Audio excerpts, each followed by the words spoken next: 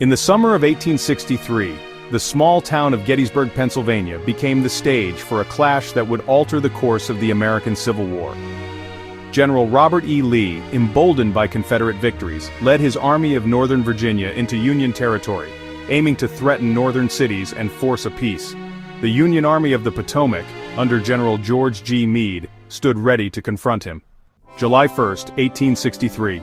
The battle begins. On July 1st, Confederate forces collided with Union cavalry west of Gettysburg. What began as a skirmish escalated as both sides poured in reinforcements. The Confederates pushed Union troops through the town, but the Union rallied on Cemetery Hill, securing high ground. The stage was set. July 2nd. The fight for the flanks day 2 saw brutal combat. Lee aimed to outflank the Union line, targeting key positions like Little Round Top. Colonel Joshua Chamberlain's 20th Maine held firm against relentless Confederate assaults, preserving the Union left. Meanwhile, heavy fighting at the Peach Orchard and Wheatfield cost thousands of lives. The Union line bent, but did not break. July 3rd. Pickett's charge.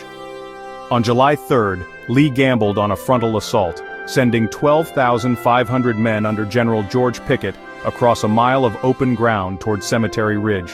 Union artillery and rifle fire decimated the charge. Nearly half the Confederate force was lost in an hour. Lee's gamble failed. The aftermath. The Battle of Gettysburg left 51,000 dead, wounded, or missing. Lee's army, battered and depleted, retreated to Virginia. The Confederacy would never again invade the North. President Lincoln, inspired by the sacrifice, later delivered his Gettysburg Address, redefining the war as a fight for equality and union.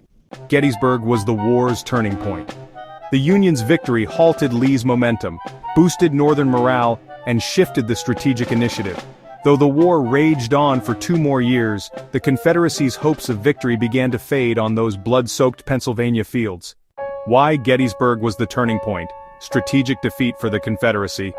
Lee's invasion of the North failed, and his army lost nearly a third of its strength, about 28,000 casualties. The Confederacy could not replace these losses. Union morale boost. The victory galvanized the North, strengthening resolve after earlier defeats like Chancellorsville. Political impact. The defeat weakened Confederate hopes for foreign recognition from Britain or France, who were wary of backing a losing cause. Shift in initiative.